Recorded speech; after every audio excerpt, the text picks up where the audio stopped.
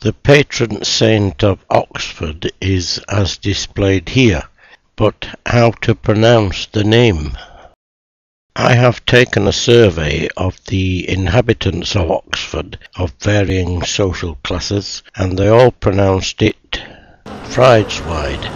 A similar survey of graduates of Oxford returned the same answer. Doesn't sound right to me, and I will stick to my own version of Frideswide. Either way, this young lady, who lived from 650 to 735 approximately, rejected the advances of a king, that's King Algar of Mercia, committed herself to chastity and became a nun. She underwent various adventures because of pursuit by this suitor, and can I just say, as another aside, that I have come across two cases of this storyline before. No doubt there are others. Firstly, Saint Radegonda, whose church can be seen in Poitiers, and Saint Thecla, whose monastery can be seen in Maalula, Syria. Saint Frideswide established her monastic community and church on this site around 720 AD. The church was rebuilt for secular priests around 1004 during Ethelred II's reign, and became a church of Austin canons in 1122. There was a fire in 1190 which burnt down much of the city and the church, and the resultant restoration and rebuilding is the core of what we see today, i.e. late Norman. In 1524 the monastery was dissolved. Thomas Wolsey founded Cardinal's College on this site, and the church became the college chapel. About 20 years later, in 1546, Henry VIII refounded the college as Christ Church, and the church became a cathedral. You may know that at the same time, Henry VIII created Bristol Cathedral by taking over another Augustinian priory, and also 4 others from Benedictine priories. To the north of the chancel here, we can see the shrine of Saint Frideswide.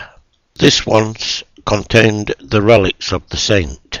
It was an object of pilgrimage, but was destroyed in 1538, along with Becket's shrine at Canterbury and most other shrines in Britain at the Reformation. It was reconstructed here only a few years ago using fragments found around the college. Now just look at this wooden construction which is built up here. The security personnel of the time used to hide in there and watch through spy holes to make sure you didn't pinch anything. That was before the days of closed-circuit television cameras, of course. But let's just have another look at that window behind the shrine. Each panel illustrates a scene from Saint Frideswide's life, including her education by Saints Catherine and Cecilia, and many scenes depicting the pursuit by King Algar.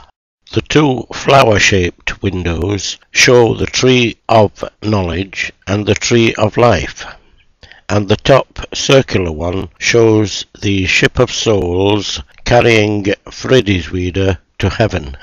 The window was made in 1858 by Edward Burne-Jones. This St. Catherine window was also designed by Burne-Jones 20 years later. This window is known as the Jonah window, 1630s, and shows Jonah bottom left overlooking the city of Nineveh.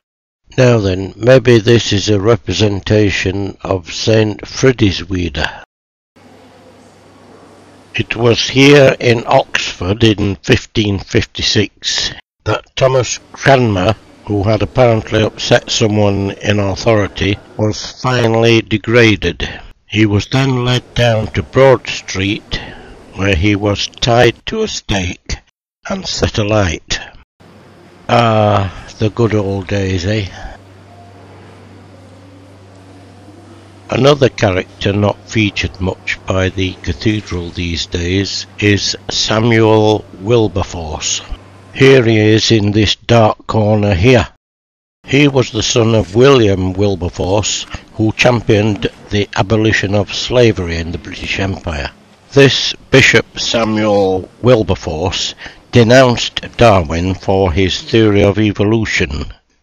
Darwin should have been thankful that things had changed since Cranmer's time. Between 1642 and 1646, during the Civil War, Charles I lived and worshipped here. The oldest window in the cathedral is medieval, about 1320, and is known as the Becket window.